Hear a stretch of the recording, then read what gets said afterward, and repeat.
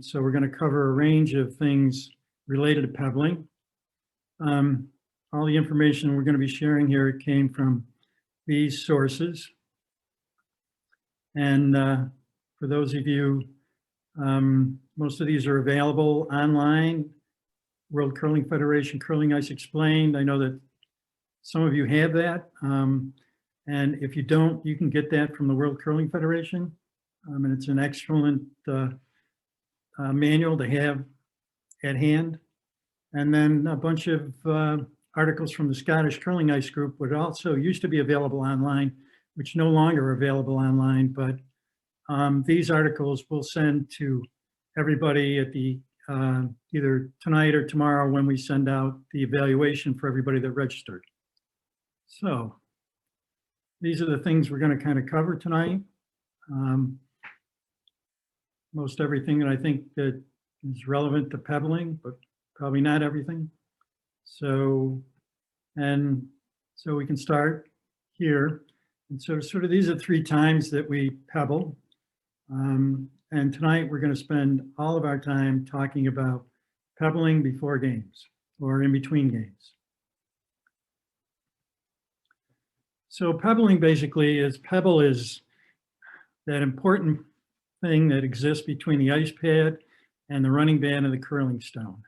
And in order for the curling stone to do what it needs to do, you need to have a consistent, uniform pad of pebble for the curling stone to run on. Now, what it's running on is the running band, and this is an imprint of a curling stone running band. This happens to be a brand new curling stone running band of a brand new curling stone.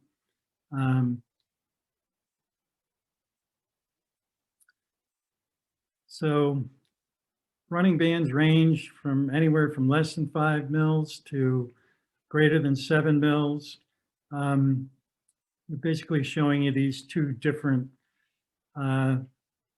examples, one from Canada Curling Stone and one from World Curling. They're pretty close to identical, but they're not identical. And it's just in case you have discussions, there's a couple other places where we're going to share some different things that are pretty close to each other. So one of the more important things is to keep your running bands clean. Some people recommend cleaning them like every month. You should check them regularly. They get gummed up with some dirt, possibly some rubber from bottoms of people's shoes. But in order to make sure that those 2 surfaces work well together, pebble and the running bands need to be kept clean. So pebble distribution. So both of these are basically the same. You know, for Ontario, they were talking about 6 to 8 pebbles per square inch. World Curling Federation, 1.5 pebbles per centimeter. And I have to say that I had curled for 4 or 5 years before I ended up at, I think, Ardsley at a curling tournament. And I was kind of shocked because you can sit in the hack and actually count the pebbles, and which was an unusual phenomenon for me, that all the other rinks I had curled at weren't necessarily scraping flat, and it was really difficult to tell how many pebbles they had just put on. So water. Water is one of the more important things that we need to know about pebbling. So tap water contains a lot of impurities that really have a negative effect on the water that you put down on the ice, whether you're flooding or pebbling. So it's important to check the water report from your local authority. The quality of the water varies from town to town. I was doing ice in a town where the TDS, the total dissolved solids, were over 300, and the next town over, they were basically at 100. And then that affects you is it's just a matter of, depending on how you're filtering your water, if you are, the more junk that's in it, the more it's going to cost you to filter your water. And chloramines is another thing that pops up in the water. It's added to disinfect. It includes ammonia and chloride, and it's important to have a carbon filter to remove those. Tap water, why it's not desirable. So metals will dull scraper and nipper blades, you know, minerals and metals collect in the pebble heads.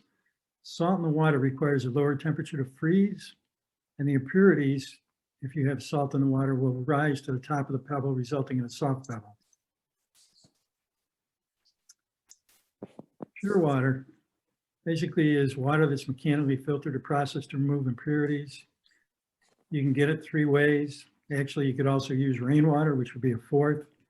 For arena clubs that your club, for arena facilities, they're likely to either be using reverse osmosis to filter their water, or they're going to be using tap water. If they're using tap water, actually you can make a filtering system, and I'll show you a photo of that in a minute. So in pebble water, you want to have less than 5 parts per million in terms of TDS, and generally a pH between 5 and 6.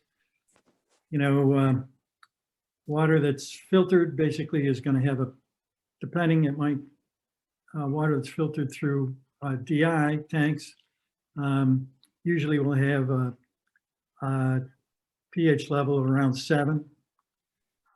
So this is a homemade water filter. Basically, on the right-hand side of your screen, this was something that one of our arena facilities purchased and then put together with a couple 5-gallon buckets. So the filtering part is that long tube, and then it just came with this like tray to hold everything.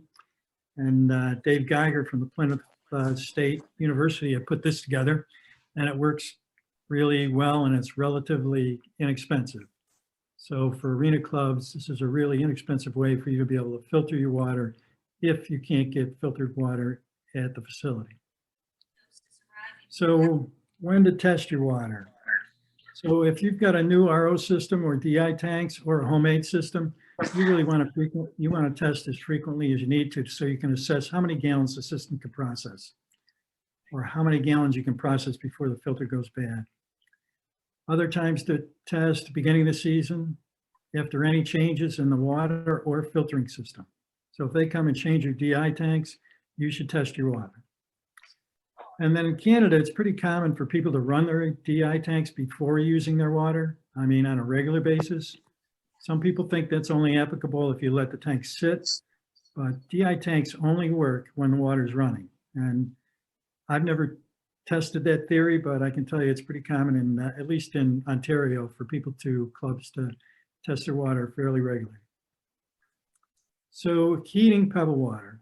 So most dedicated clubs have a heater. They'll either be using sort of a 15 or 10-gallon heating system. Arena clubs have a problem if you can't get heated water.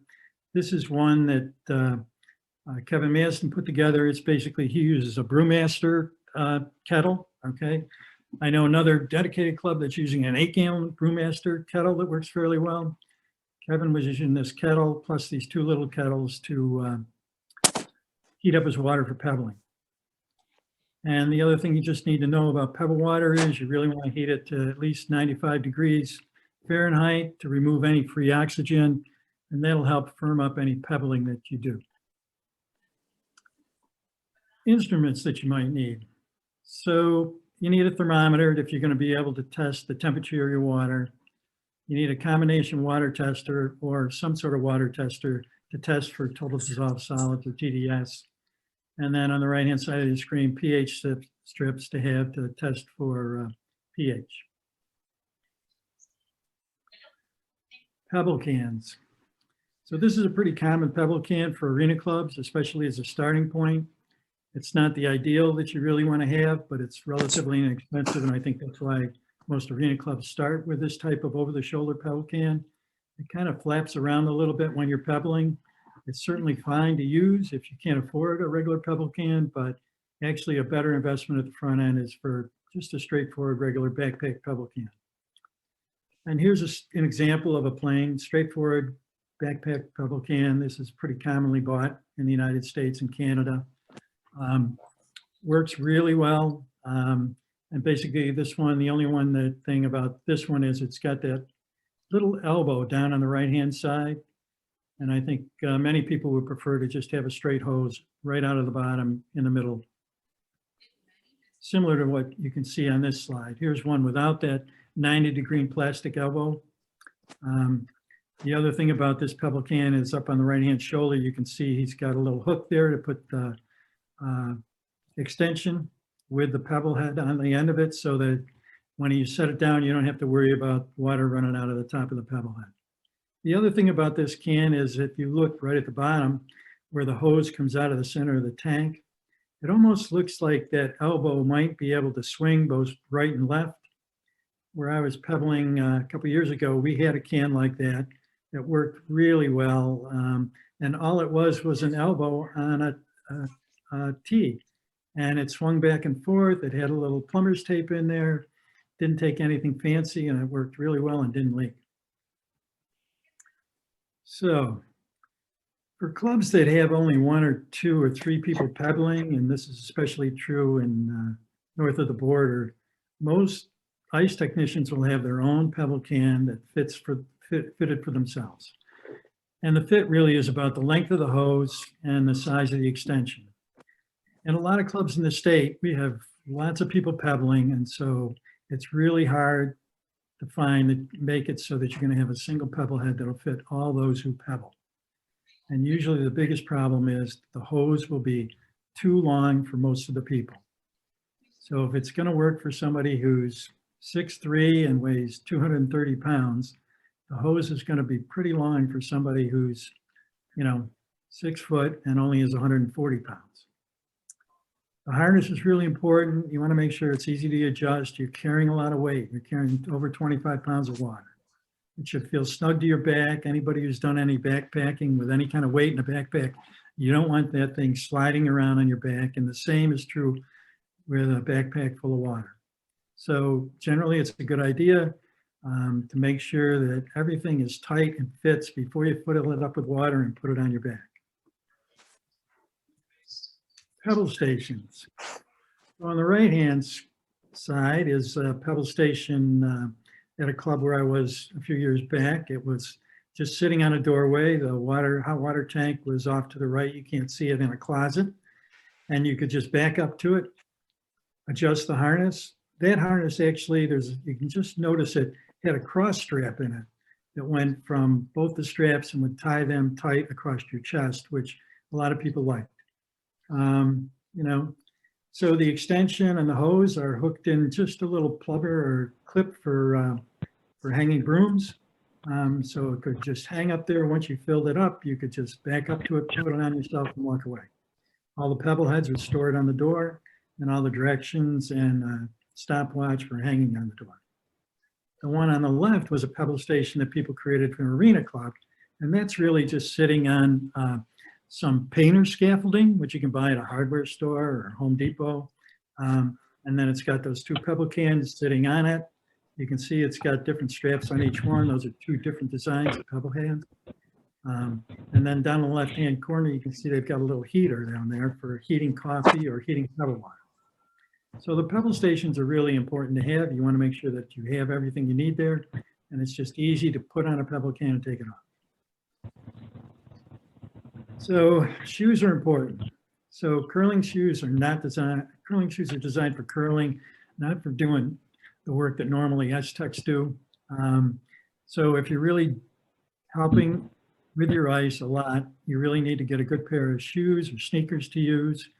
If you're helping painting it all, okay, and sealing your ice on the install, you might want to actually get sneakers that have white bases in them, not black soles, but white soles, right? And in Canada, broom ball shoes are pretty popular for people that do their ice rather than just sneakers. Curling shoes are okay for going out pebbling occasionally, but they're less than ideal.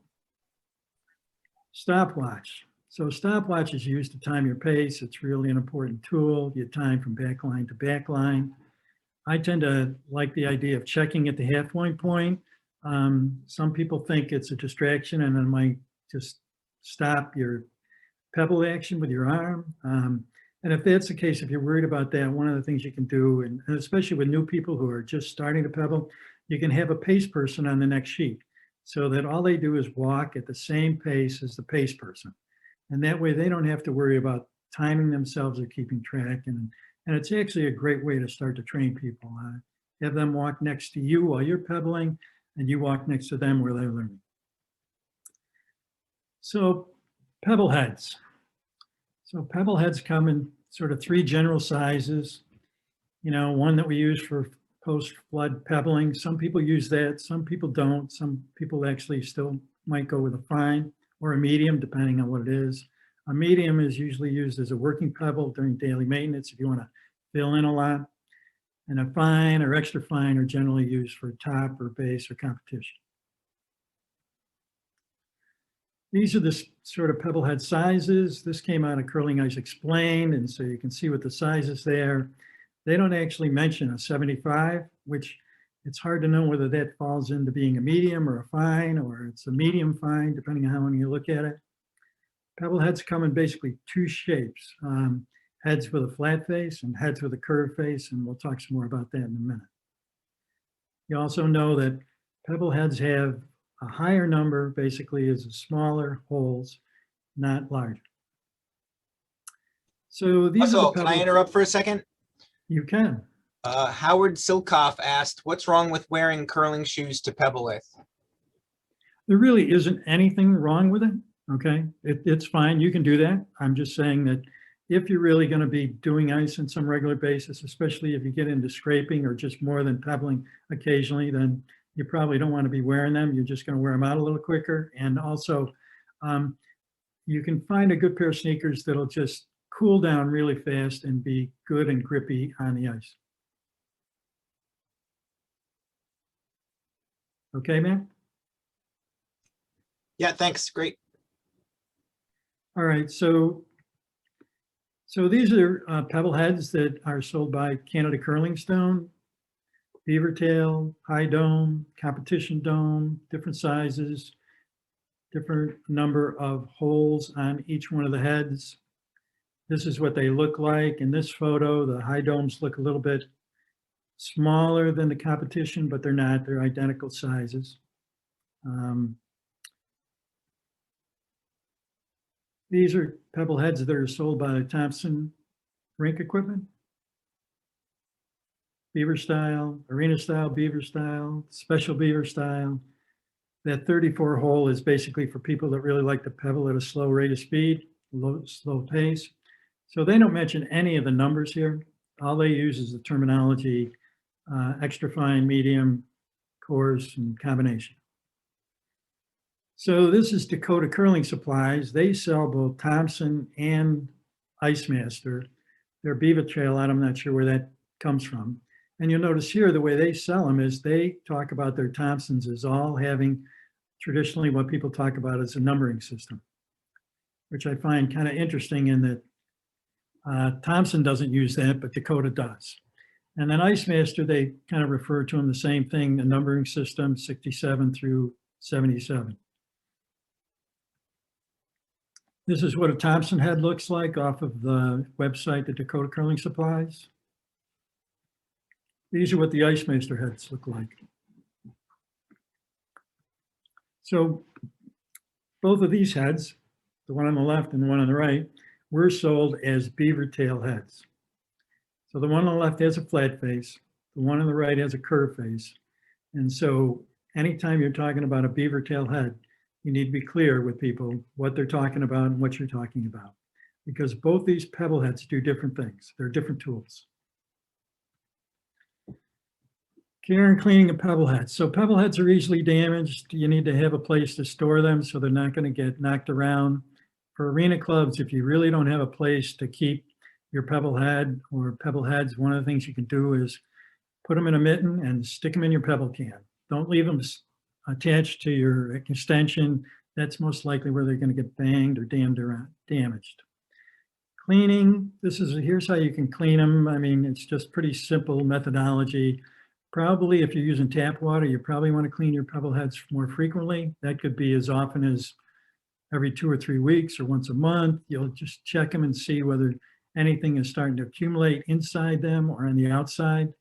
You know, if you're in a dedicated club and using DI water or RO water, you probably don't need to clean them that frequently, but some people do.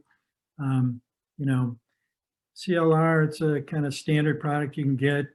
Coca-Cola works really well. You know, a toothbrush to work on the inside. You just want to make sure you rinse them thoroughly when you're done and make sure all the holes are clear. and then make sure you rinse it out, the whole thing, with DI water or filtered water. So there are a number of things that affect the pebble size and shape. So it's pebble head size, water temperature, and humidity. And so one of the things that does affect your sort of pebble and pebbling as you go along is what's the climate in your ice shed. So if your air is really dry, okay, you may start to see some evaporation occur as the pebble is flying through the air. So in that instance, you may want to adjust your size, but I think you probably got to be down less than 40% humidity, relative humidity, but you just want to keep an eye on that. But that's one of the things you just need to watch for. Pebble size. So this is the height of 3 different pebble sizes. This is from the Scottish Curling Ice Group. And you can see that that coarse pebble is about 1/3 of the size of an extra fine. This is at a water temperature of 86 degrees, ice surface temperature 24.8. And so you need to make sure that you've got enough height to elevate the stone off your ice pad.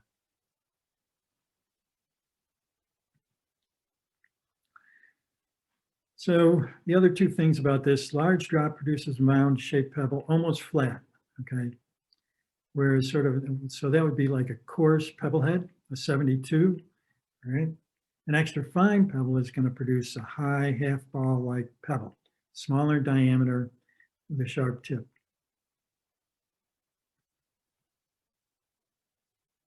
Water affects the shape of your pebble. So water is a viscous fluid, all right? The colder it is, the more viscous it is. And so water will reduce its surface temperature as the temperature increases. So what happens is, if you use a low water temperature, 85 degrees, 90 degrees, it increases the surface temperature and the pebble will sit up and freeze high.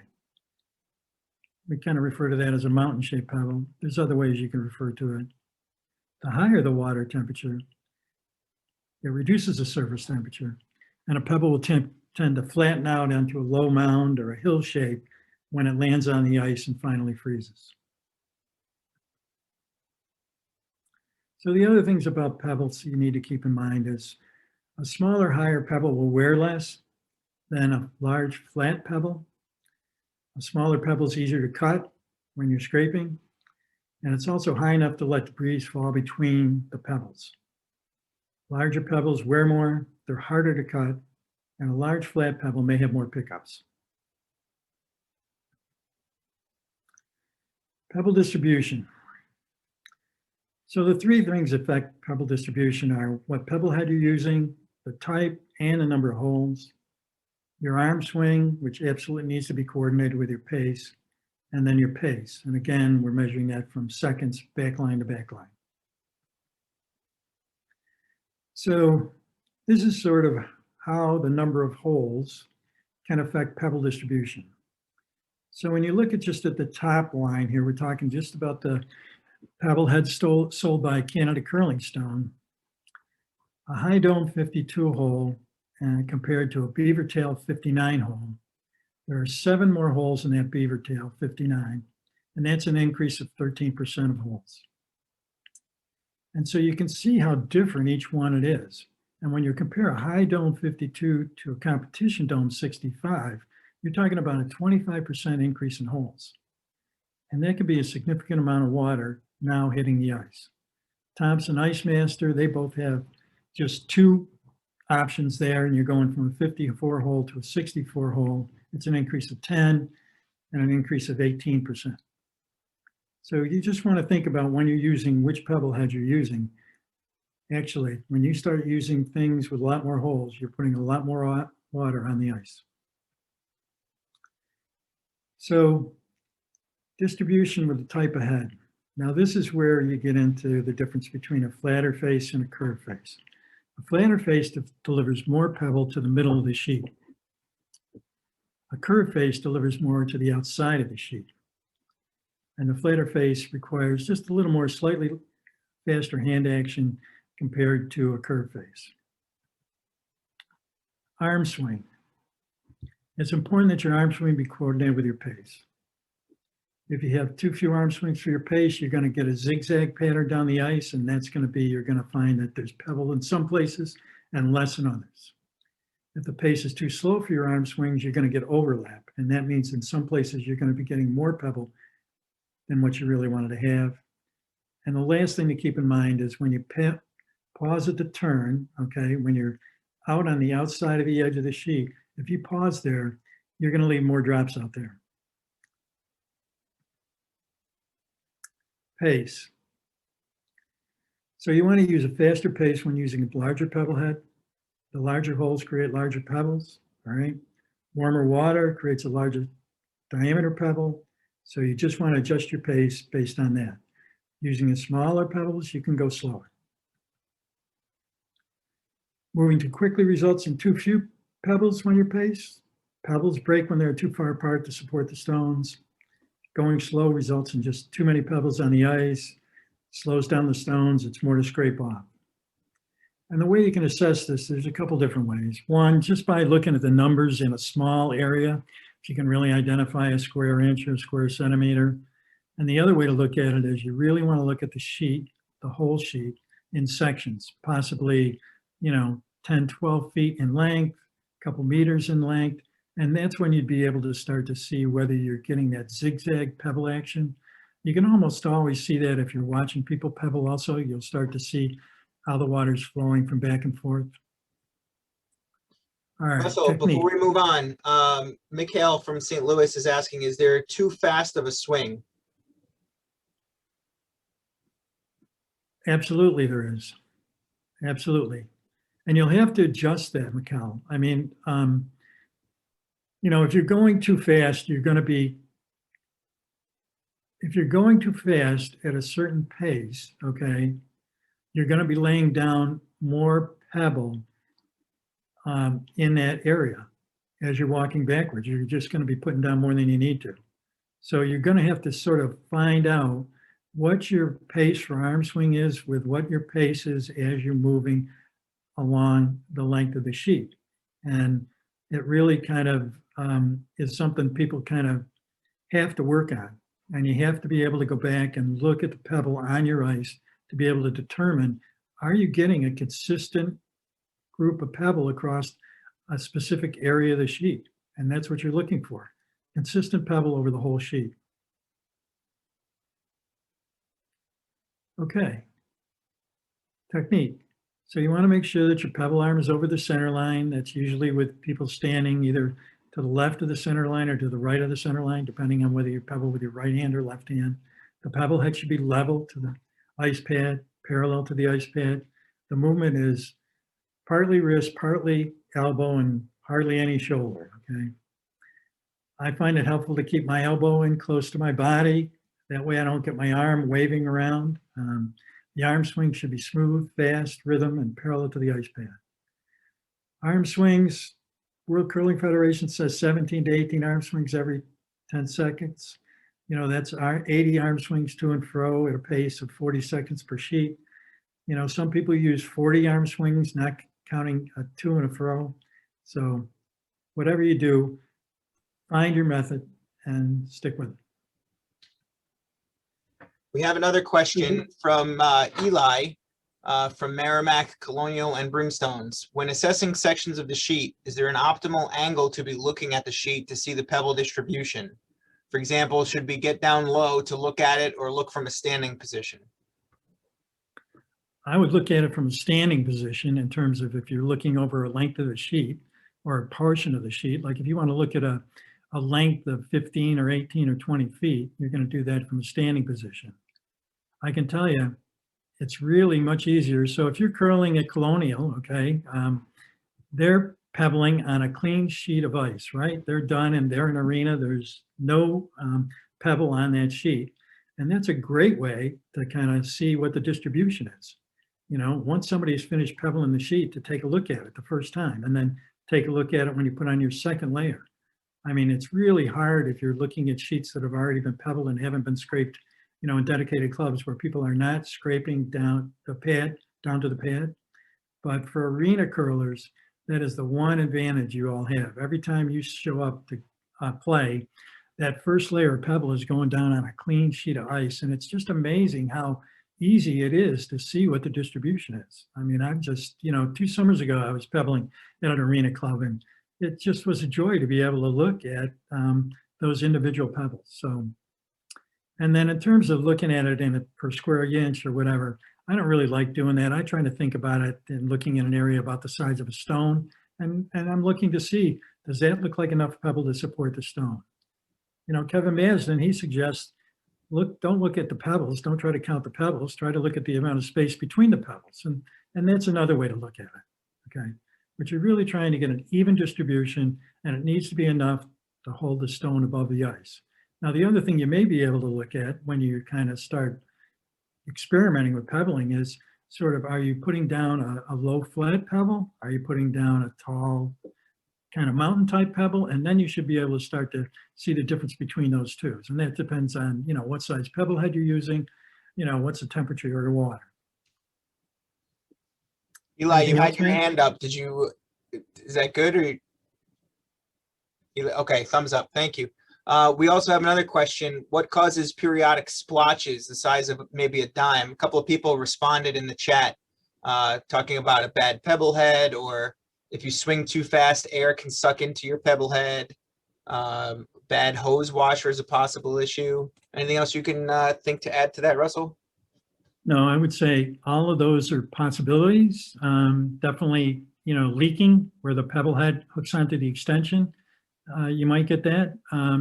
Again, if you've got a problem with the head in terms of either something clogged, you might get some big splotches, all right? But I think those are the 2 main ones. The only other thing I can think of is I was at a club 2 weeks ago, we were playing around with some pebbling. And again, we were using a 65 competition dome and a slow pebble pace. And in that case, we were getting some splotches all over the place, all right? But I think if you're only getting them occasionally, it's most likely a leak. All right, that's it for now. Thanks. Okay. So the other thing about technique is you want to make sure that you get an even distribution across the full width and length of the sheet. Consistent pace of full length. Don't change your pace mid-sheet. So if you're going too slow or you're going too fast, you want to maintain that same pace for that whole sheet, because you want that sheet to have a consistent layer of pebble on it from beginning to end. When you get to the next sheet, then you can adjust your pace, but you shouldn't be adjusting your pace mid-sheet. You want to get an overlap on the sheets of 6 to 12 inches. And if you're pebbling 2 layers, you want to make sure you alternate directions on the second pass. And the reason you want to do that is we all have some unique qualities when we pebble. And if you alternate directions, hopefully those unique qualities will cancel them out. So here's a video of a guy pebbling, okay? And we'll just run this. You won't be able to hear the sound very well. I don't think it'll show up very well or mount, but mostly they're just talking about him having his elbow up alongside and using mostly his wrist.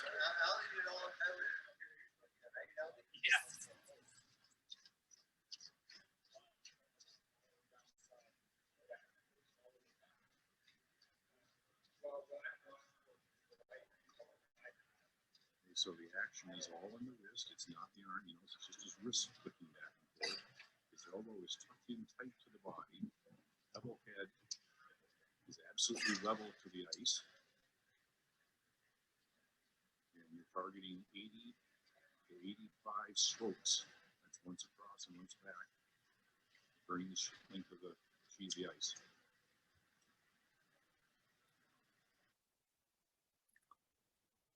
So that was pretty quick.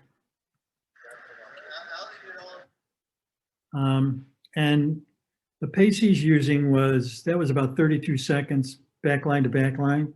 And we'll talk some more about that later, but there was a reason why he was going so quick, and that's pretty standard for him. All right, now, I guess I put this together for people who don't pebble frequently, but this is really applicable to anybody who pebbles. I mean, the first most important thing is for you to be safe.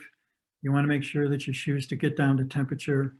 I have a pair of Gold Line curling shoes, and I'm like on a skating rink when I first get on the ice. Okay, it's like having 2 sliders on my feet. So you want to make sure that you let your shoes get down to temperature so you feel like you've got grip. You also want to be really cautious that you're not dripping any water on the ice. Stepping on wet water on the ice, you're going to end up right on your butt or on your head. So it's really important to be cautious what you're doing with that pebble head, okay, when you start to get out onto the ice. Make sure you're aware of any tripping hazards, hacks, end boards, anybody else left some stones laying around, okay, sliders, okay, especially kind of arena curling. I mean, you know, people have sliders floating around, just running around those rinks. So you just want to be cautious of make sure that your path is clear and you're really thinking about being safe. If you don't pebble frequently and you have trouble with the pace, take a minute to walk up and down the sheet once to get the pace. It's only an extra minute and a half or 2 minutes, but if you get the pace, it's a way for you to actually get the feel, okay, for what you're going to do. Pause before you start each sheet. You know, get yourself physically and mentally prepared for what you're doing. Think about what you're doing, all right? I use a watch all the time. I check it at halfway. It's important that you should check at the end of each sheet so that you know what you did, and then you can make any adjustments on the next sheet. And that if you're not pebbling that often and you walk in the door and all of a sudden you're going to have to pebble 4 sheets of ice, you're going to be tired by the time you get to that 4th sheet. So it's important to give yourself a rest at every sheet so that by the time you get to the 3rd and 4th sheets, you're not going to be totally worn out, okay? I mean, it'll give you a chance. Now, the other thing you want to keep in mind about this is I was at an event where somebody who pebbles all the time, okay, regularly, and is a really good pebbler, was pebbling the ice just for after a flood for putting down some pebble for scraping. It took him to the 3rd sheet, okay, until he was finally pebbling with appropriate technique. Now, he wasn't really worrying about too much. He knew that he was just out there pebbling after a flood. But at the same time, you can be sure that if you've got people in your club that only pebble once every 2 or 3 weeks, it's probably likely that they're not going to have the best technique when they start going down the ice on that 1st sheet. Practice makes better. And so you can practice in the parking lot. You can practice at the beginning of the year when you're laying down floods, okay, to install your ice. That is a great time, okay, to get people out to practice. Again, because you can practice on ice that's just been flooded. There's no pebble on it. You can see what the distribution looks like, and it gives people an opportunity to check what they've been doing. You can do the same thing at the end of the year before the ice out. You can come in and pebble, have them throw down a layer. You can give it a quick scrape and then throw down another layer, and they'll get an opportunity to see just what their pebble looks like. We did this little experiment a couple of weeks ago, and we actually dyed the water we were using. And it's pretty amazing that if you put enough food coloring in it, it's pretty easy to quickly see how your pebble really starts to stand out and how it looks. End of season, once your ice is out, if you've got a concrete floor, that's another place to pebble. Ask somebody to video you while you pebble if you want to get some good feedback. And for those of you that got volunteers or staff with Pebble, you might want to consider videoing them too. It's a really important task, and I think people in clubs, especially the players and boards at times, don't take it as seriously as they need to, because it's the one thing that really gets your ice out of whack. All right, how much is the right amount? So I have to say that I have a liking with the Scottish Curling Ice Group, okay? They're like the research wing that we have for just about many of the activities that ice technicians do. And we all should be really thankful for the work that they've done. So less pebble, less cutting, more control, pebble only when needed, using as small a pebble as possible. All right, what's recommended? Russell, before we move on, we have another question. Sure. Jordan from Ocean State, why do you recommend overlapping 6 to 12 inches into the next sheet? The advice I have heard from an experienced ice tech was to keep it just short of the edges of the sheet you're working. I would say that if you're a really good pebbler and you can do that, that's good. Okay. I mean, ideally, yeah, you don't want necessarily going farther than outside the sheet. The problem is that a lot of people don't get out to the edge of the sheet, and then that's a different problem. But in an ideal world, absolutely. If you can just pebble to the exactly to the edge of the sheet, that's perfect. Oh, I missed one as well. I'm sorry. Aaron and Scott from PCC. If you're off pace, is it better to adjust each sheet or do one round of all sheets the same and then adjust? Good question. So I think what you want to do is, if you're off pace on your first sheet, all right, depending on how many sheets you've got to do. I mean, if at TCC you're doing, I think 4, right? So then you'd like to have the other 3 sheets be what they should be. Okay, then you may have to adjust for that last sheet again when you're way back. But the important thing is not to be adjusting in a sheet, all right? I think in an ideal world, you'd want to make sure that the other 3 sheets are what they should be. We have one more from Marek in Schenectady. When you talk about arm swing, does one arm swing equal to and fro, or is that considered 2 swings? I think that would consider 2 swings when they talk about to and fro. I think people who talk about 40 swings, it would be 1. So I learned 40 seconds, think about a 40-second pace and 40 arm swings down the length of the sheet, all right? And so that's where I think that if you go and look at what it says in the Curling Ice Explained, they kind of are a little bit loose about that definition. So, and again, you know, it could be 42, it could be 45. It really depends on how you think about it. And different people use different counts. Not sure that really helps. That's Okay. it for now. Thanks. Okay. All right, what's recommended? Hold on a second. Let me go back. All right, so all these groups have various recommendations regarding the size, type, water temperature, pace, etc. And I think the only one that has it kind of laid out in its most simplest form is Canada Curling Association. And they have the least amount of information pretty much available. The rest of these, you really kind of have to dig around, okay, to figure out what they're talking about for the different areas. So now this is from Canada Curling Association, and they almost all of them have some phraseology like this. Remember, this is just a starting point. It may not give you your best results, so try different variations to see what works best. All right.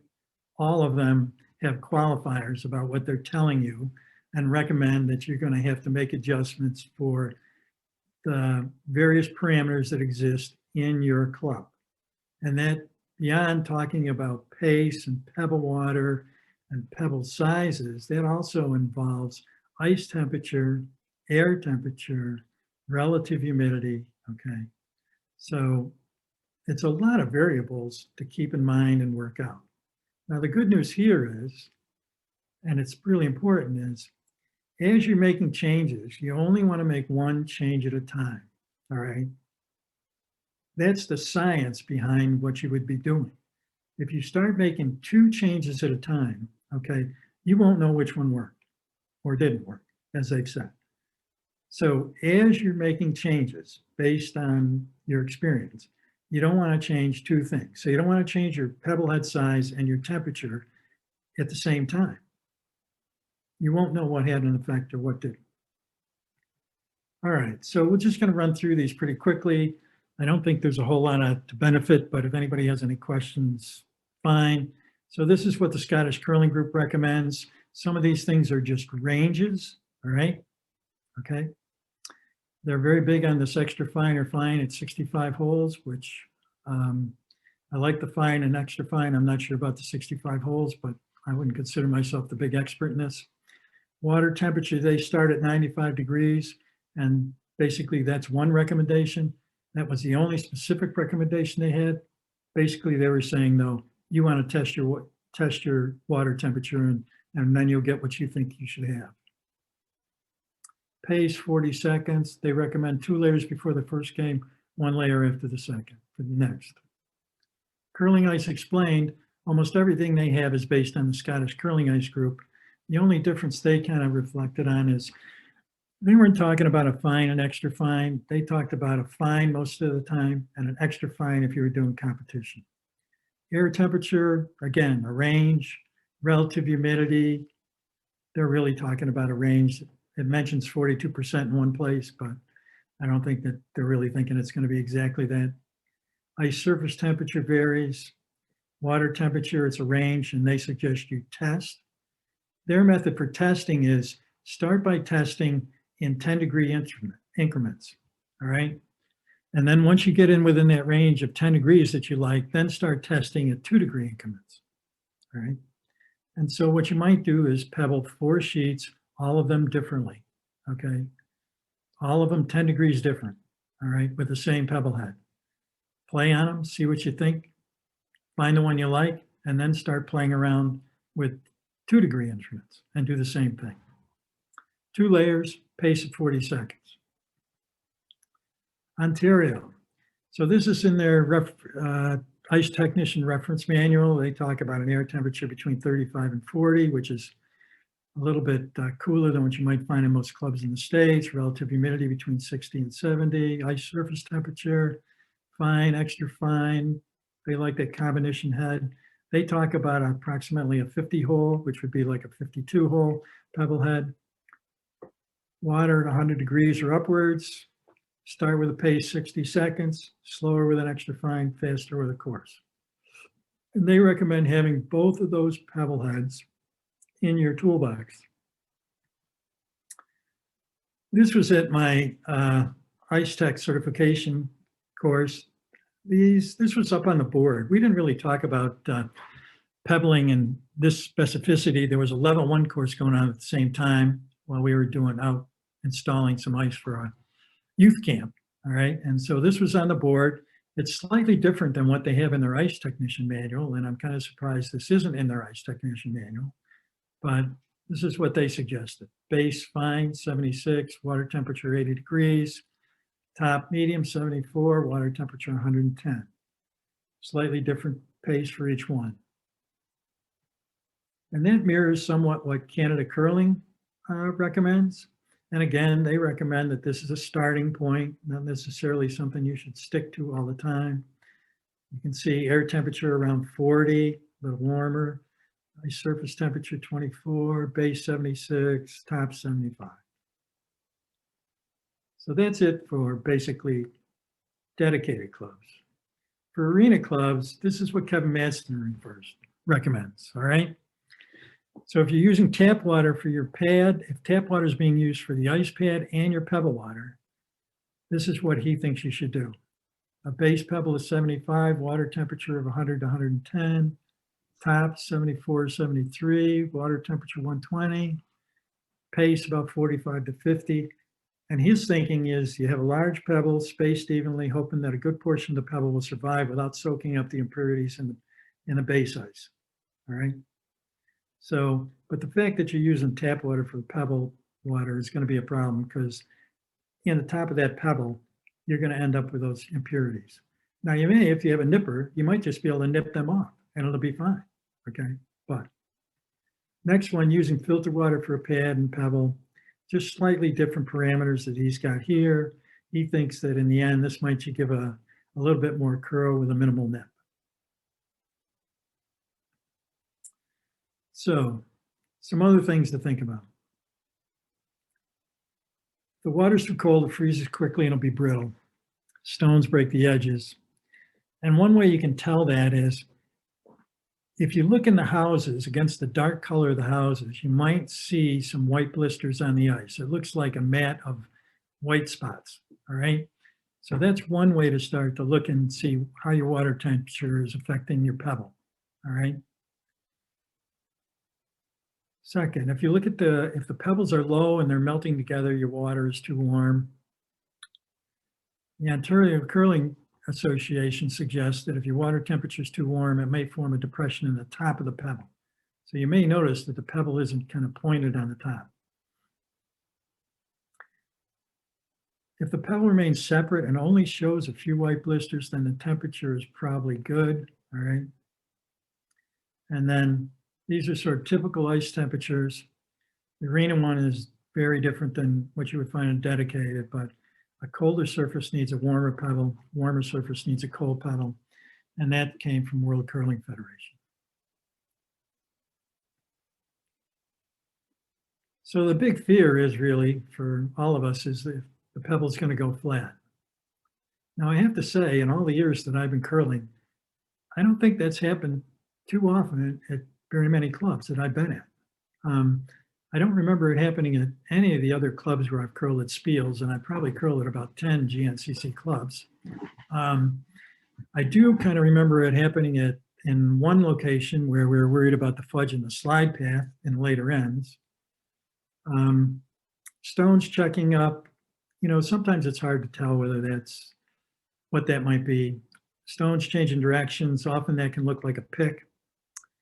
Somebody suggested that they noticed that the stones may change, their sound may change. You won't hear that rubbling.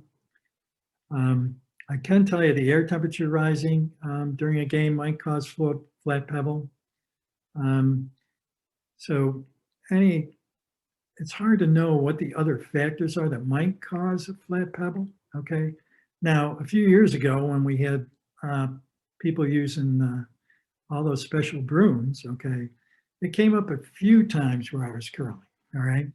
But we only had a couple of teams in our best league that really had the sweeping power to scratch off a pebble.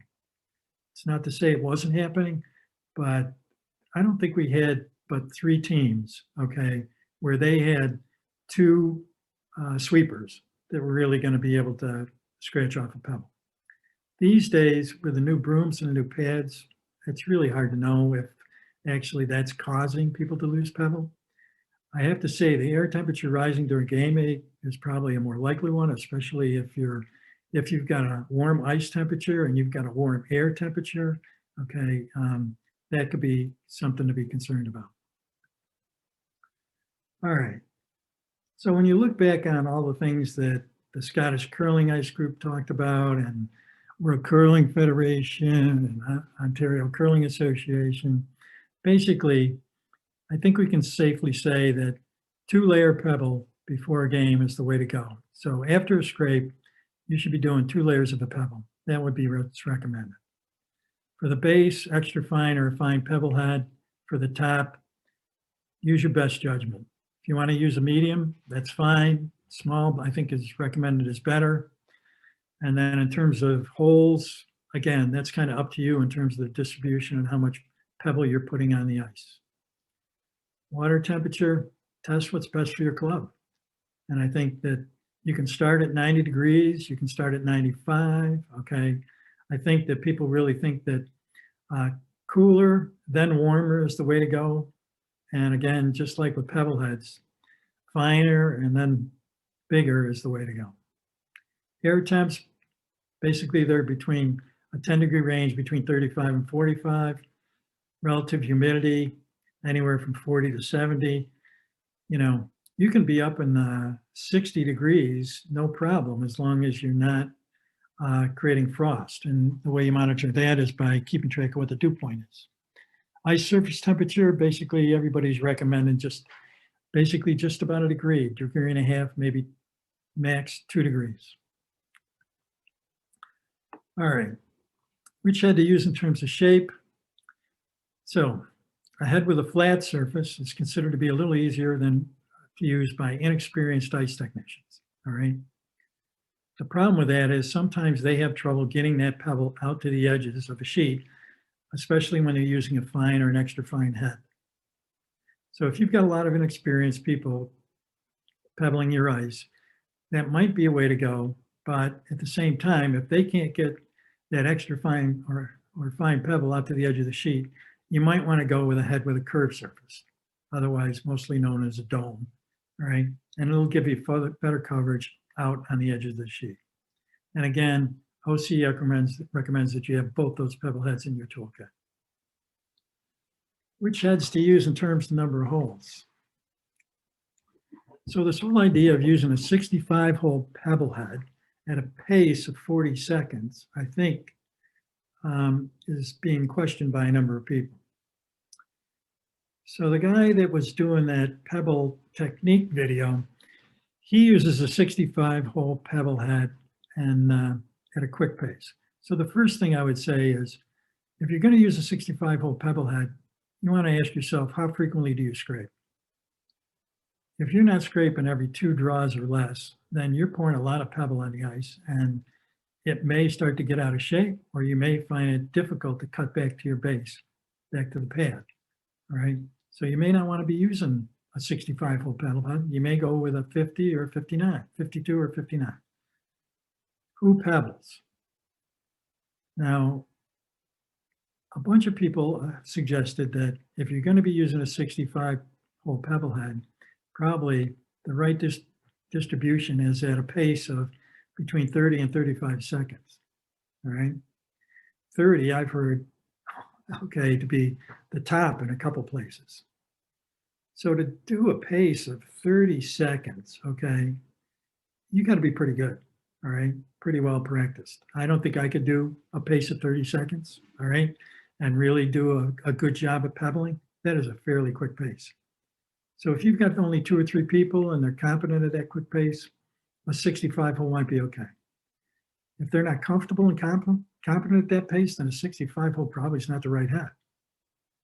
And if you've got a lot of people pebbling, and some of our GNCC clubs got anywhere from 7 to 10 or 12 people pebbling, many of them probably infrequently, then probably a head with a fewer holes is probably the best option. Now, again, you can test this out yourself in your club, okay, with some people, and that's how you would actually find out what's going to work best for you. All right, that's it for us, other than to say you'll get an evaluation sent to you from Pete Della Pella. That's his email address. He'll send that out sometime in the next day or 2. He'll actually include the 3 articles from the Scottish Curling Drive so that you all have those articles. I actually think you should definitely read those articles. Those are, I think, it'll give you a sense of the research behind the work that is in Curling Ice Explained. And I have to say that one of the things that I think that we're missing at the moment and greatly in need of is more research in terms of how we need to do various tasks as ice technicians. So that's it.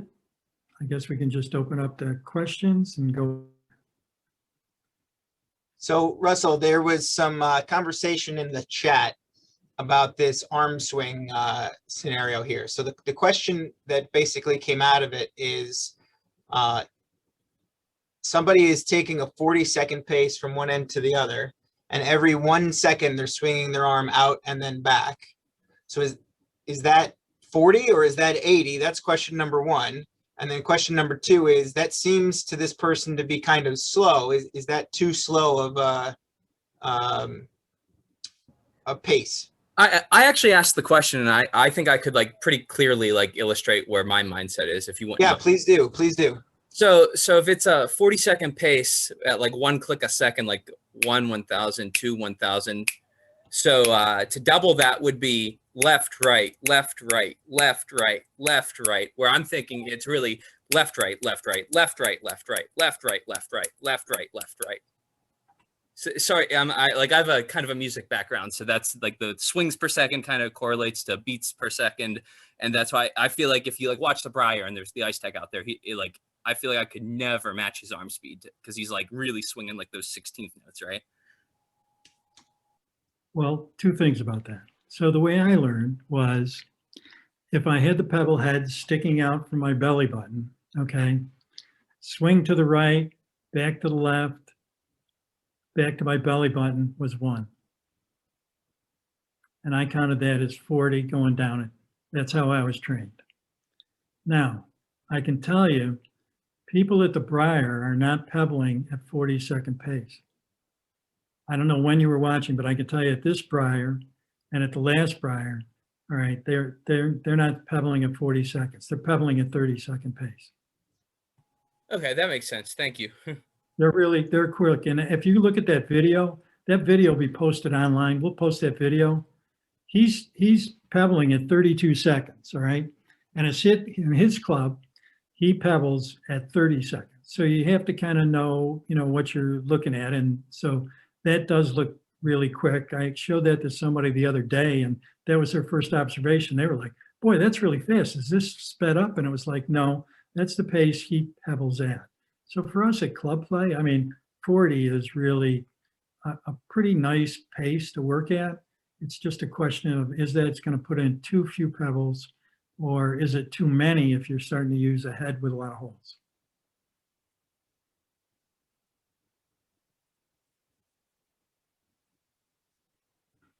We have another question in the chat. Thoughts on slowing pace slightly between hack and hog line to drop a bit more pebble to maintain slide path, especially towards the end of the game. Say that again, Matt. I just didn't hear the first part. Do you have any thoughts on slowing the pace slightly between the hack and the hog line to drop a bit more pebble to maintain slide path? I would say you can do that if you choose. I don't think that's a good idea. I think you want so a couple different things. So if you slow the pace going from the hacks to the hog line, and then from the hog lines to the hacks, right? Yeah, I think that's the question, yes. Okay.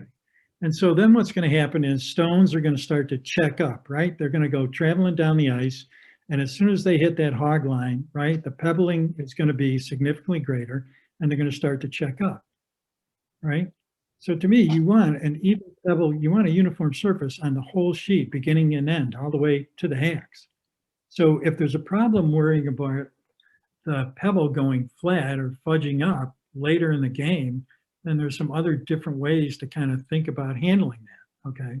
Now you could just do that slow pace from one end to the other, the whole sheet, okay? And the pebble should hold up at that pace, okay, through the whole game. It might be slow at first, it might be real slow at first, and it might be slower during the game. You might get a little more curl as a result of having more pebble out there. But the idea, I think, of changing your pace from hog line to hog line, I don't think is a good idea.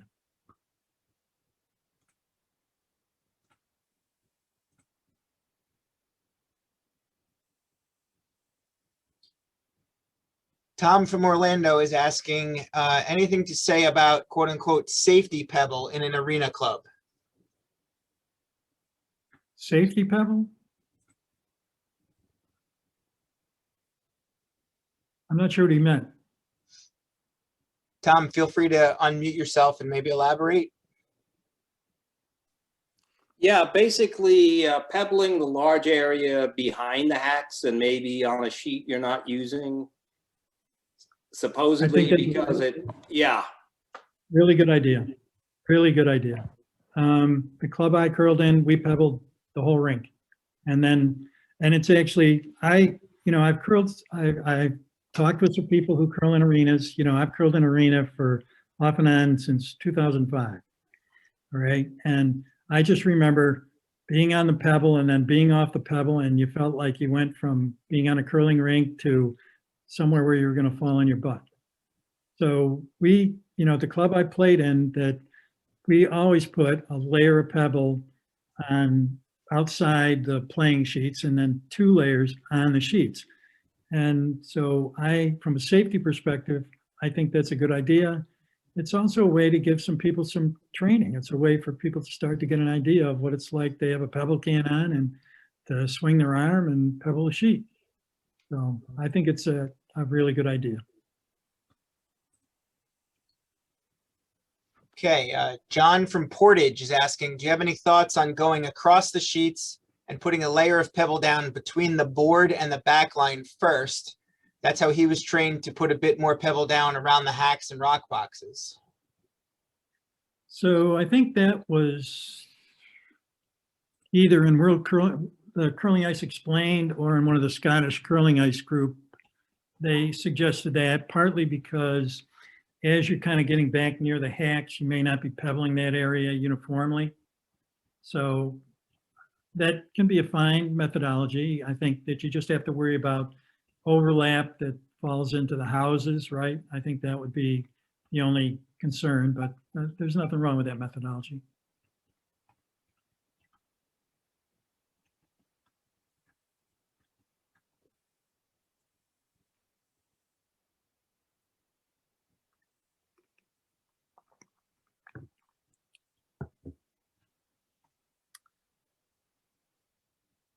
Anything else? That's it for right now. Feel free to ask away if you have any additional questions.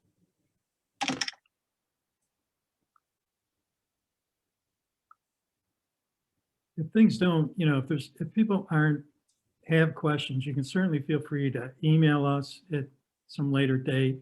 If something comes to mind. In the evaluation, there's an opportunity to fill out a section that has to do with if people would be interested in having kind of a forum.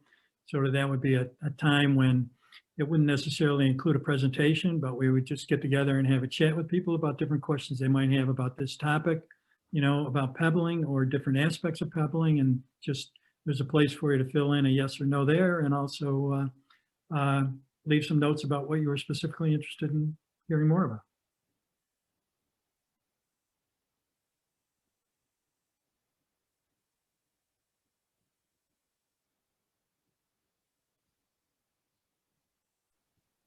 It looks Russell, I like have a question for you. oh, go ahead. Sorry, Don up in Ontario. Russell, just for information for other folks, last year when I ordered new Pebble Heads for my club from Thompson's out in Winnipeg, Manitoba, when I received my new Pebble Heads, the holes in the Pebble Head were from the mid-body of the Pebble Head to the tip, and nothing from mid-body to the connector, to the threaded portion. When I talked to the folks out there at Guy, he said the reason they've changed to that is that a lot of people are complaining they get wet when they pebble. Well, unfortunately, the old saying is if you're not pebbling properly, you won't get wet. So you have to get wet. But he says it is available in the full wand or the full Pebble Head to get your holes. So in your photos you had earlier on, you showed one of the pictures of the Pebble Heads with the holes drilled forward, half forward. That's their new style, but you can get it full covered if you so required. That's it. Well, that's helpful. I just, to me, the thing about the Thompson webpage was that they don't have their Pebble Heads on it. You can't see a photo of them. No. So, and there's not a very big description there. I have seen, it's interesting that you mentioned that because I saw a picture of a Pebble Head that looked like it was half. And, I didn't really take too much note of it. I wondered if maybe that was like a 34-hole Pebble Head or something for people who wanted to go slow. But thanks for sharing. That's important to know. Yeah, I would not buy any Pebble Heads online without talking to people there. I mean, I just wouldn't buy them online. I mean, I think you can buy them online, but I'd want to talk to somebody on the phone to know exactly what you're getting. Yeah, I've bought Pebble Heads from Curl Canada and from Thompson's. I prefer the Thompsons. They're a lighter weight compared to Curl Canada's. But yeah, it's like everything else, it's a preference to what you like and what you get accustomed to doing. So. Well, it's helpful that you're sharing that because I don't think I've only used Curl Canada ones. I've never had one other than that in my hand. I know that at the club I was at, we had a few other ones, but they were old and just never got used.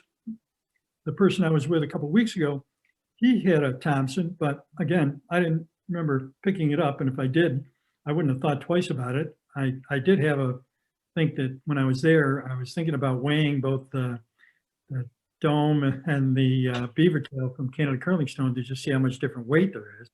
I mean, the weight does make a difference. I mean, one of the things when I was at my level 2, everybody there was using a Canada Curling Stone beaver tail shaped Pebble Head. And then when I talked about being from a club where we had a lot of volunteers pebbling, they talked about, why are you using a high dome Pebble Head?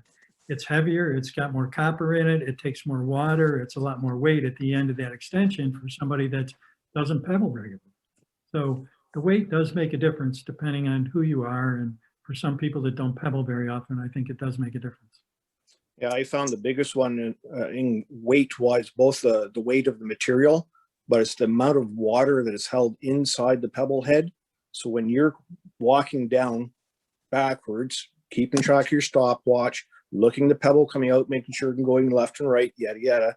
It's that weight, and 4, 6, 5 sheets, X amount of sheets you're doing, you got to take a pause, which delays more, it takes more time or delays some of your pebbles to get the people into action again. But that takes a bearing on your wrist after a while. So something lighter makes a difference. Also working, I was the director of Rocks and Ice at last year's Briar in Kingston, Ontario. And one of the tricks that the boys talked about is we talk about the brass connector coming out of your hose from your backpack to your pebble head. They suggest finding a PVC tubing. And there's 2 types of PVC. One that you normally find in your household, which is a very pliable. Well, the one they're talking about, there's a little sturdier, it's a little stronger. If you can find that stuff and replace it with your copper connector and go from your pebble head to the hose, you're going to find such a difference. It's very hard. I haven't found it yet, but So we'll see. were they replacing the extension, the copper extension with a PVC? Correct.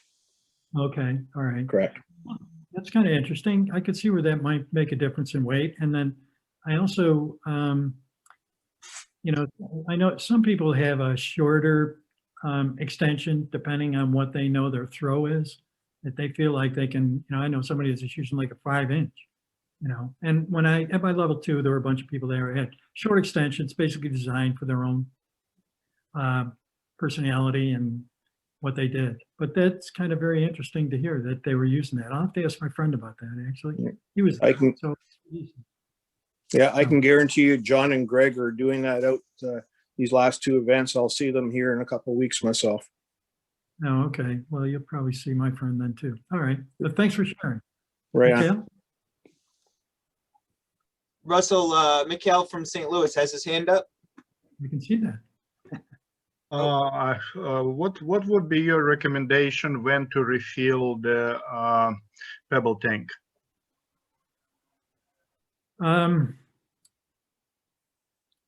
Well, I'd say, I mean, depending how many sheets are you doing? Normally 5, right now 4. So generally we were getting 4 sheets, you know, in a dedicated club, all right? But not just a matter of how much you're applying. We were getting 4 sheets out of 1 pebble can filled almost not quite up to the top, but, you know, fully up to the shoulder of the pebble can. So in either that Pebble article that you'll get, or those articles, they'll talk about the flow rates coming out of pebble cans.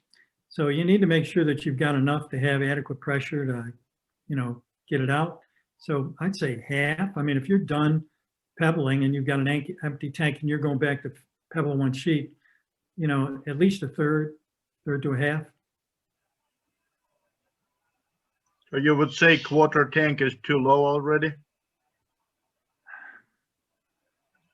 I think I'd go with a third of a tank just to be on the safe side. Okay. Whether you really need to get, you know, beyond that. I mean, you know, you're thinking if you can get a quarter of a tank, I guess you could just fill a quarter of a tank. You know, that might technically, the math works out that, right? If you can get 4 out of 3 gallons, then a quarter of a tank probably is enough. Thank you.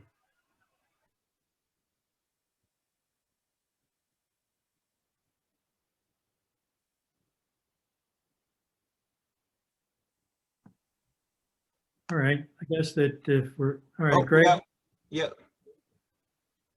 Yep, thanks, Russell. This is Greg Albrecht from Finger Lakes. I just second the lightening of the extension there. We did that in our last season, and we have some pebblers, including myself, that would get, you know, tired with the old heavy one, and it was like night and day. And then we made a quick connect too with a banjo coupler. If you Google banjo coupler, you'll see it's a brand name, but there's some generic ones too. And that's really nice in switching heads off. The other question, the question I had was, I also tend to get wet, and I didn't know any better since I'm new at this, and thought for sure it was due to improper technique. I just wanted to clarify an earlier comment there is, do pebblers with proper technique get a little bit wet? Some do. Okay, so I was trained that you want to keep the pebble head, flat and level. All right, and so then the question becomes just sort of how far away from your body do you have that pebble head, right? I mean, you could hold your hand out, you stretch your arm out as far as you can reach in front of you, all right? But I don't see how you can kind of maintain a real good, consistent technique that way, all right? So for me, I tried to keep it pretty much tight in near me. Then people that I would be curling with, who would be pebbling, I noticed would have it tilted down slightly, okay, away from them. And they would complain that the reason they did that was because their clothes were getting wet. Now, if you look online, if you go online and look at Hans, there's some video of Hans Utrecht pebbling, you'll notice that his is tilted a little bit away from him, all right? Now, the deal with that is that when the pebble comes back down, it's not coming directly back down, right? It's flowing at a little bit, it's flying up in the air at slightly at an angle. Now, how much of a difference does that make? I don't know, all right? But, I never found that I was getting that wet, okay? And, once you get your technique and, I just kept doing what I was doing, I was okay with that. But if you look at videos online, Greg Wasco, I think, has that same technique. And I have to say, he has a great motion. It's just watching him pebble is a pure joy in a way, all right? But they all have a little bit of tilt to it. So I wouldn't say that necessarily a bad idea. It just, I think what you go with what you kind of learned. And I learned, hey, flat and level and keep it that way all the time. Thank you.